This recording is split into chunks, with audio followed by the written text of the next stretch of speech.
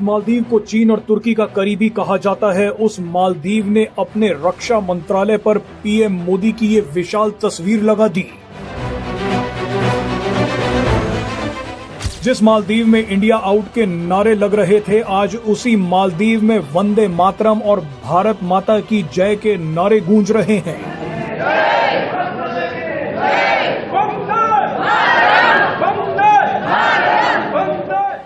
ये वही मालदीव था जो पिछले साल बहुत ज्यादा कंट्रोवर्सी में देखा गया इंडिया के साथ, और उनके मालदीव की किसी ऑफिशियल ने नरेंद्र मोदी को पपेट बोल दिया था। उसके बाद जब 140 करोड़ भारतीयों ने उनका बाइकआउट किया तो मालदीव की टूरिज्म हो या मालदीव का चूल्हा पानी सब कुछ बंद हो गया। पीएम मोदी काले चश्मे और आत्मविश्वास के साथ उतरते हुए दिखाई देते हैं, ठीक वैसा ही जैसा भारत की विदेश नीति का नया स्टाइल है, शांत लेकिन प्रभावशाली।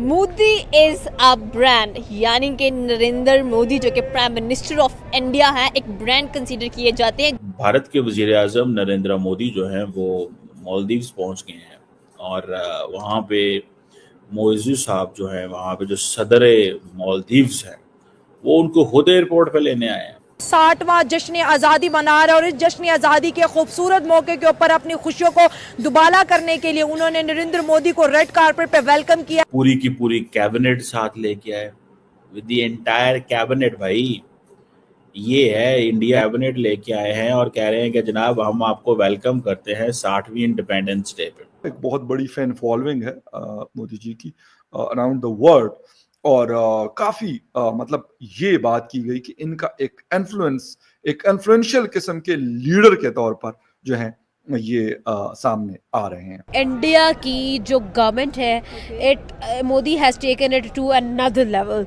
इंडिया की पूरी कंट्री को पूरी। जय हिंद दोस्तों, welcome to the Hindustan news. Maldives भी अब समझ गया है कि भारत के बगैर वो सत्ता में रह पाना, चाहे मालदीव में रह पाना बहुत मुश्किल है, सत्ता चला पाना बहुत मुश्किल है मालदीव के लिए। जब से इंडिया आउट का नारा लगा के उन्होंने राष्ट्रपति पद की संभाली है, तख्ता संभाली है, तब से उनको लगने लगा है कि अब इससे तो नहीं होने वाला है। जब से इंडियन आर्मी को वहां पर हटाने के बाद से देश चलाना बहुत मुश्किल हो गया उनके लिए, तब से इनको समझ आ गया है कि भारत के बिना बहुत मुश्किल है, क्योंकि भारत से ज़्यादा ये टूरिस्ट वहां पे जाते थे और टूरिस्ट की वजह से ही वहां पे मालदीव की इकोनॉमी चल रही है। आपको बता दूं कि तकरीबन 50% से ज़्यादा उनके टूरिस्ट पे बढ़े हैं, और जब से बाइकआउट करना चालू कर दिया भारतीयों ने, तब से मालदीव की एक तरह से कमर टूट गई। और अब भारत के लिए अपने 50वीं वर्षगांठ के ऊपर मालदीव ने एक स्पेशल गिफ्ट के तौर पे नरेंद्र मोदी जी को बुलाया है। ये तस्वीर आप बार बार देखिए। आप मालदीव के रक्षा मंत्रालय की बिल्डिंग का साइज देखिए और उस पर लगी पीएम मोदी की तस्वीर का साइज भी देख लीजिए। एक समय ऐसा आ गया था जब मालदीव को भारत का दुश्मन देश कहा जाने लगा, लेकिन आज यही मालदीव अपने रक्षा मंत्रालय पर पीएम मोदी की तस्वीर लगा रहा है। आज इसी मालदीव के राष्ट्रपति मोहम्मद मुइज़ू पीएम मोदी को रिसीव करने के लिए खुद एयरपोर्ट पहुंच गए। आपको बता दें कि मालदीव की सरकार ने अपने रक्षा मंत्रालय की ये नई बिल्डिंग भारत से मिले फ्री ग्रांट यानी अनुदान के पैसे से ही बनवाई है। पीएम मोदी ही मालदीव के रक्षा मंत्रालय की इस नई बिल्डिंग का उद्घाटन कर रहे हैं। ये है भारत की ताकत।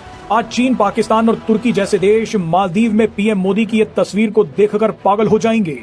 चीन के अलावा तुर्की और पाकिस्तान भी मालदीव से नजदीकियां बढ़ा रहे थे। तुर्की ने तो मालदीव को ड्रोन्स भी बेच दिए, लेकिन एक बड़े संकट को देखते हुए मालदीव ने भारत के लिए रेड कारपेट बिछा दिया है। मालदीव को कौन सा संकट दिख रहा है वो आपको वीडियो में आगे बताएंगे।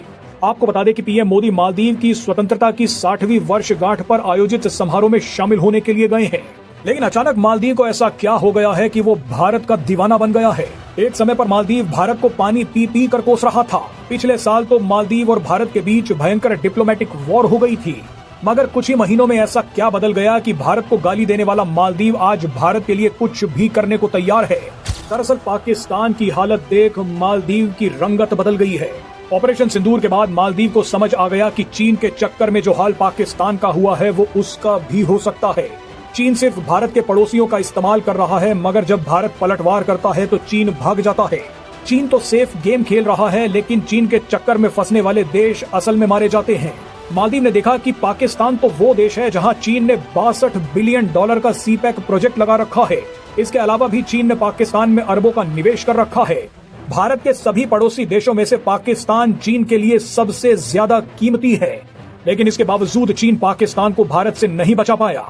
अच्छा, ये वीडियो क्लिप तो खैर एक बड़ा मतलब वायरल हुआ, एक बहुत बड़ी फैन फॉलोइंग है मोदी जी की अराउंड द वर्ल्ड।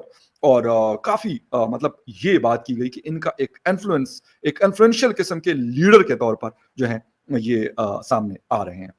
खैर इसके ऊपर कुछ जो उनके अपोनेंट्स हैं उनको परेशानी भी हुई कि यार ये क्या हो रहा है, ये तो फिर सेकंड टर्म में प्राइम मिनिस्टर बने हैं और ये आगे जाके शायद मजीद स्ट्रांग हो रहे हैं। खैर वो एक अलग बहस है। नरेंद्र मोदी जी की जो टेन्योर है उसमें इंडिया ने अब तक क्या हासिल किया है, ये कुछ चीजें आपके साथ शेयर करनी है।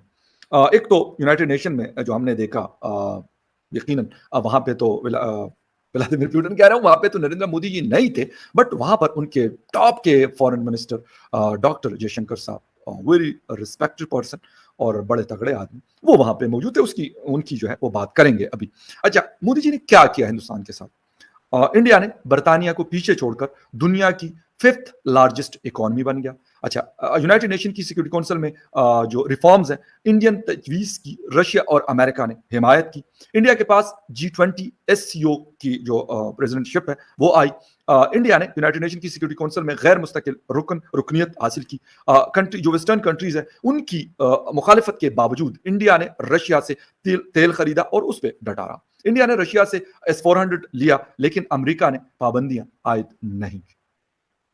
अच्छा, एक तो ये वो चीजें हैं जो बड़ी बड़ी सामने नजर आती है। इसके अलावा भी बहुत सारी चीजें, लेकिन वो क्योंकि लोकल लेवल पे हम इंटरनेशनल चीजों का जिक्र कर रहे हैं, तो इसलिए इस पे हम आगे जाके बात करेंगे। मोदी इज अ ब्रांड, यानी कि नरेंद्र मोदी जो कि प्राइम मिनिस्टर ऑफ इंडिया है, एक ब्रांड कंसीडर किए जाते हैं। के लिए उसके बाद हम देखेंगे कि जिस तरह से नरेंद्र मोदी ने इतने विजिट अपनी पावर में आने के बाद किए हैं, उसके बाद आइडियाज बेशुमार दे रहे हैं। आपने क्या कहना चाहोगे यार इसके ऊपर?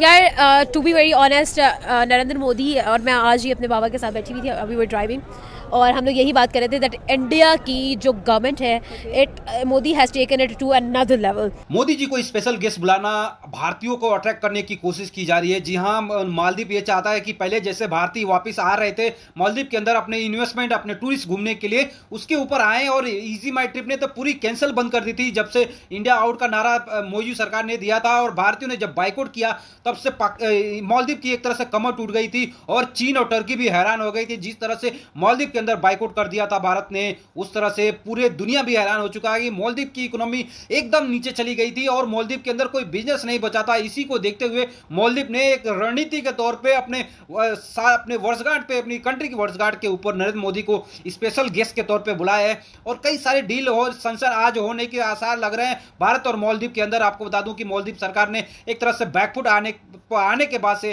वो उनकी इकोनॉमी डूब गई और डूबने के बाद से वो धीरे धीरे रिकवर करने की कोशिश कर रहे हैं। उसमें जो सबसे बड़ा कदम है भारतीय प्रधानमंत्री नरेंद्र मोदी को बुलाना।